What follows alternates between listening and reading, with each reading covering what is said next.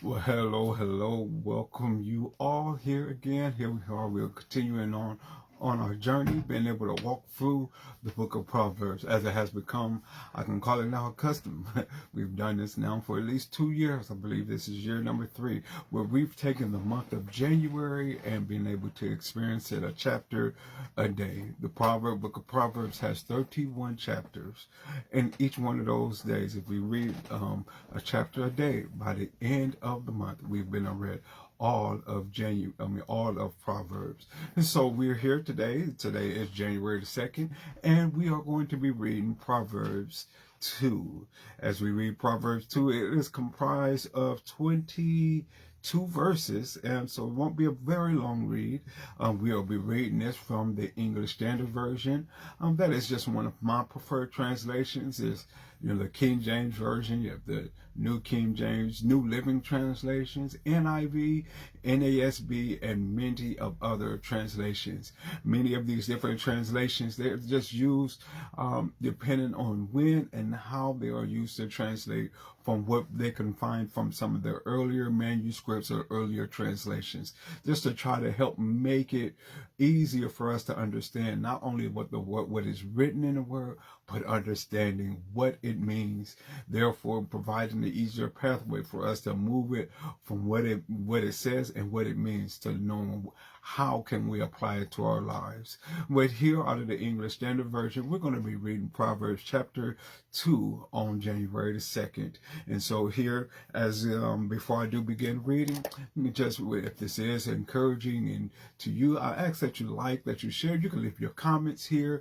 I will go back through and check it, and you can share it with your other loved ones. Share it on your Facebook page. Share with someone else. Join in with me on this journey. You don't have to just listen to me read, but you can read it as well. Also, make sure you hit the like, subscribe, or whatever it is, the follow on your on this Facebook page if this is something you want to keep up with. It's going to be my goal. This is my goal. I hope prayerfully I'll be able to hold fast to it. My goal is to come on somewhere between 2:30 and 3 o'clock every day of this month and have this reading closer to 2:30 as possible. And so let's go ahead and let's begin our reading today from Proverbs chapter 2 from the English Standard Version. It reads likewise, "My son, if you receive my words and treasure up my commandments with you, making your ear attentive to wisdom and inclining your heart to understanding, yes, if you call out for insight and raise your voice for understanding, if you seek it like silver and search for it as forbidden treasures," here it is, "then you will understand the fear of the Lord and find the knowledge of God. For the Lord gives wisdom. From his mouth comes knowledge and understanding. He stores up sound wisdom for the upright. He is a shield to those who walk in integrity, guarding the paths of justice and watching over the way of his saints. Then you will understand the righteousness and justice and equity, every good path. For wisdom will come into your heart, and knowledge will be pleasant to your soul. Discretion will watch over you, understanding will guard you, delivering you from the way of evil, from men of perverted speech, who forsake the paths of uprightness to walk in the ways of darkness, who rejoice in doing evil and delight in the perverseness of evil, men whose paths are crooked and who are devious in their ways. So you will be delivered from the forbidden woman, from the adulteress with her smooth words, who forsake the companion of her youth and forgets the covenant of her God. For her house sinks down to death, and her paths to the departed. None who go to her come back, nor do they regain the path of life. So you will walk in the way of the good and keep the paths of the righteous. For the upright will inhabit the land, and those with integrity will remain in it. But the wicked will be cut off from the land, and the treacherous will be rooted out of it. Amen. That concludes the reading of Proverbs 2 in its entirety, and it was with 22 verses that was there.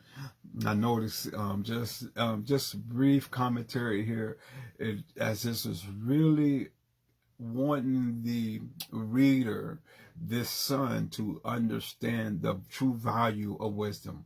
How do we know? Because the very first thing he says here is, my son, if you receive my words. And this just leads me right back to what we were talking about yesterday when it was talking about the father. It says, hear my son, your father's instructions. And so now you are hearing some of the instructions that is coming from this father that is going to his son, that he expects for him to not only hear and receive, but to treasure up. He says, if you receive my words and treasure up my commands with you.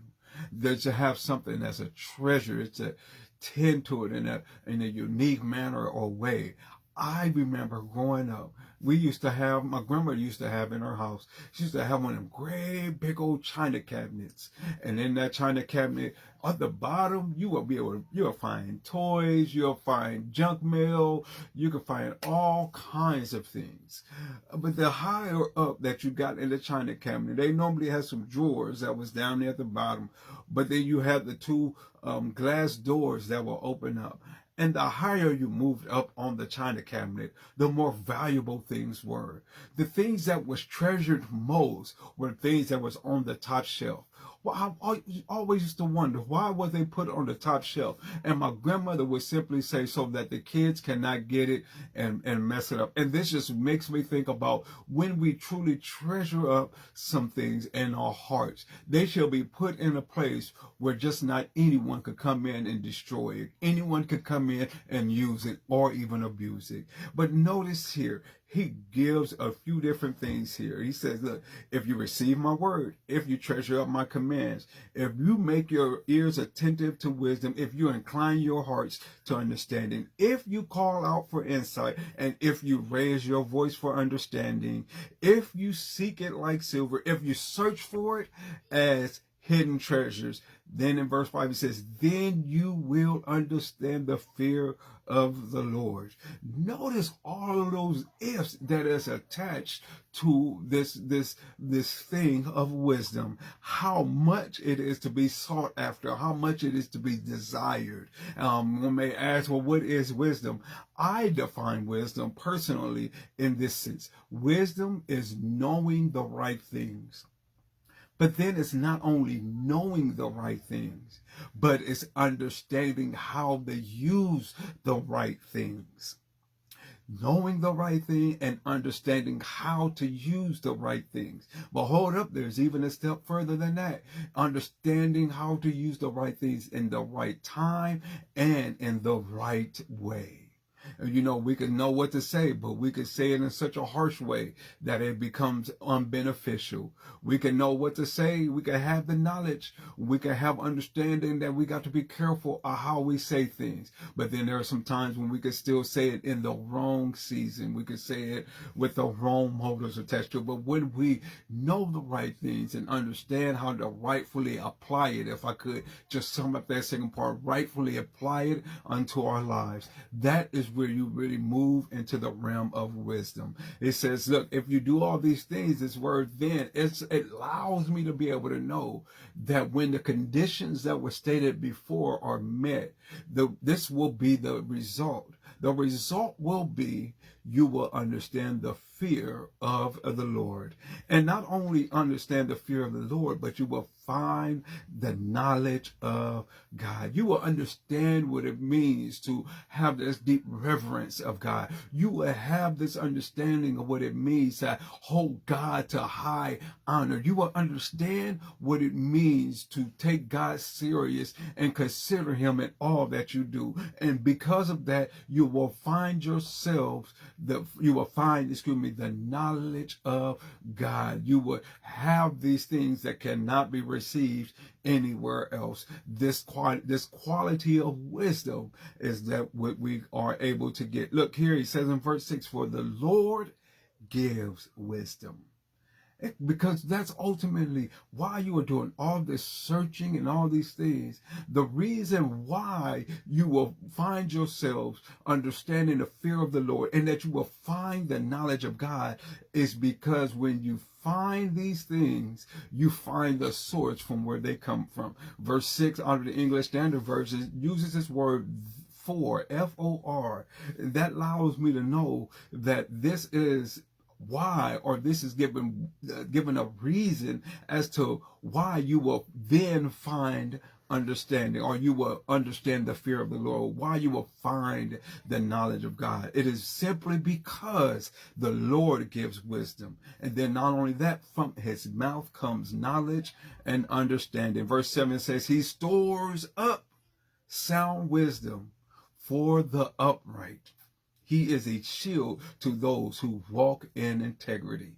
I love that there. He stores up sound wisdom for the upright. This allows me to think about, and I remember one time before talking about some of these things, about how much wisdom is stored up for us that are called the upright. Now, the question then becomes, are we doing the ifs of this first part? Are we really receiving words? Are we really treasuring up these commands? Are we making our ears attentive to wisdom? Are we inclining our hearts to understanding? Are we really calling out for this quality of insight? Are we raising our voice for understanding? Are we seeking it like silver? Are we searching for it like a hidden treasure? If we are doing these things, we can trust that we will find, there are two things that we will find. We will, first of all, we will understand the fear of the Lord, and we will find the knowledge of God, because he is the one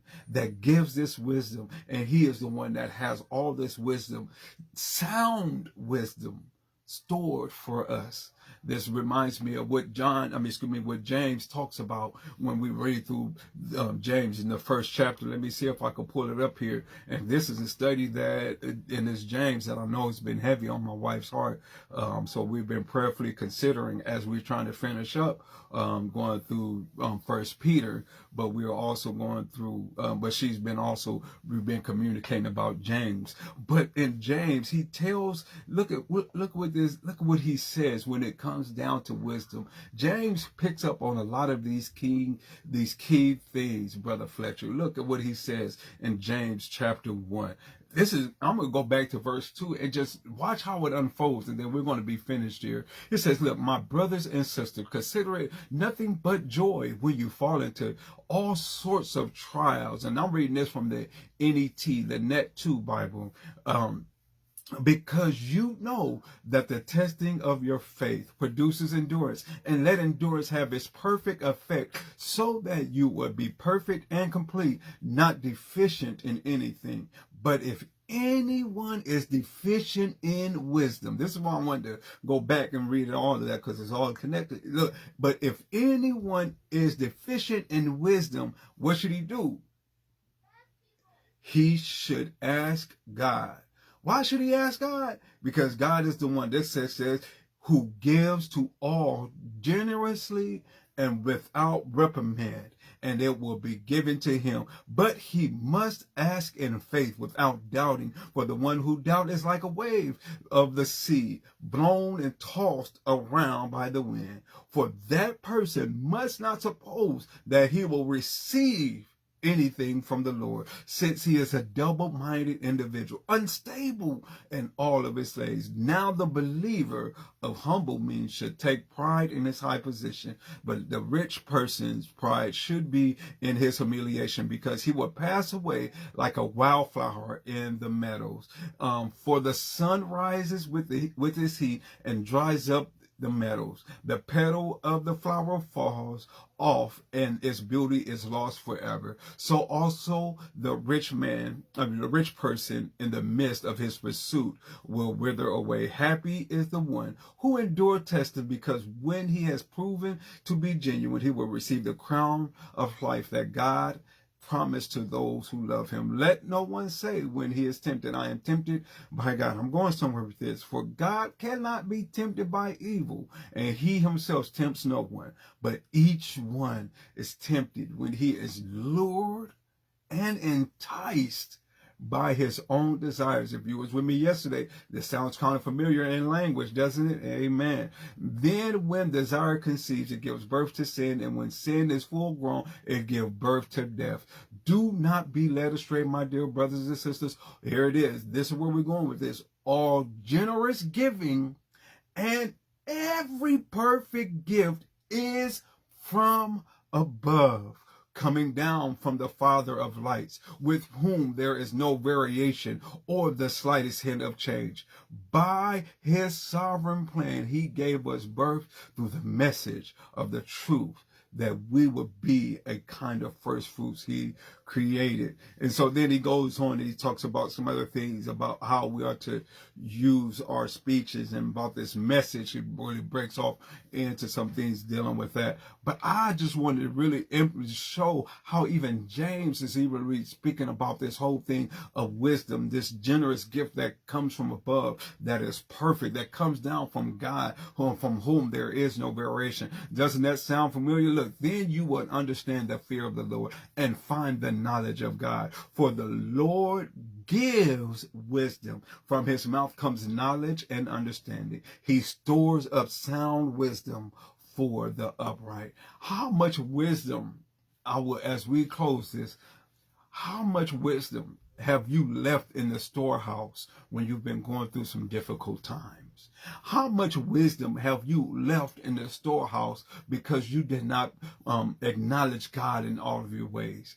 How much wisdom is in God's storehouse that was meant to be used to help you navigate through life's trials, troubles, and tribulations? How much wisdom has been still stored up in heaven that was there for you to have when you walk through certain seasons of your life? Well, if you do all the ifs of this, what we have said here in these first few verses of Proverbs 2, receiving the words, treasuring up the commands, making your ear attentive to wisdom, inclining your heart to understanding. If you call out for insight and raise your voice for understanding, if you seek wisdom like silver, if you search for it like you search for a hidden treasure, I can guarantee you that you will begin to understand the fear of the Lord, and you will find the knowledge of God, because there is where all of wisdom is stored up in the heavens above, waiting for you to call upon it. Amen. Amen. That is our reading from Proverbs 2 today. My wife says, my, how much wisdom have we left? Oh my, I mean, it brings even some convictions unto me. Like, how much wisdom have I left to be still sitting on the table? I thank you all for joining in with me. Sister Fitzpatrick, good to see you, and Brother Fletcher and Sister Kimberly Riggins, all of you that have tuned in and that will join in and watch later. It was evident yesterday that many of folks watched later, so I thank you for even tuning in. I just pray that as you make all of these New Year's resolutions about how much weight you may gain or what type of physical fitness you want to obtain before the summertime comes, whatever changes that you are doing to your home structure, your work environment, your aspirations and your goals, that you make it a sincere goal, that you will would search for wisdom, the wisdom that comes from God. I mean, I've only given you the half of the story. When we look at the other half of the story, we see what happens when we listen to the ways of the world and how destructive it can be. And it was very interesting that it ends up saying that for the upright, there is an inheritance. They will inhabit the land, and those with integrity will remain in it. But the wicked will be cut off from the land, and the treacherous will be rooted out of it. If you are going to have a good year, a good fruitful year, it really begins with where you are getting your wisdom from. Where are you gaining your insight and understanding from? Does it begin with God, or is God just kind of like sitting on the sideline until when all the other plays don't work, you put him in to just see what he may be able to do? Well, I'll tell you this, I'm just thinking about this as from sports thoughts and analyzing. We need to have him at the quarterback position. The quarterback is that one that controls everything. He says, when he says hike, the ball is given. When he wants to hand it off to someone, that's what happened. If he decides that it's best for him to keep it, that's what happens. If he sees someone to pass the ball to, that's what happens. We need God to be the quarterback and not the punt kicker or the field goal kicker, that the one that we only use when everything else just fails to work. And so here we are today.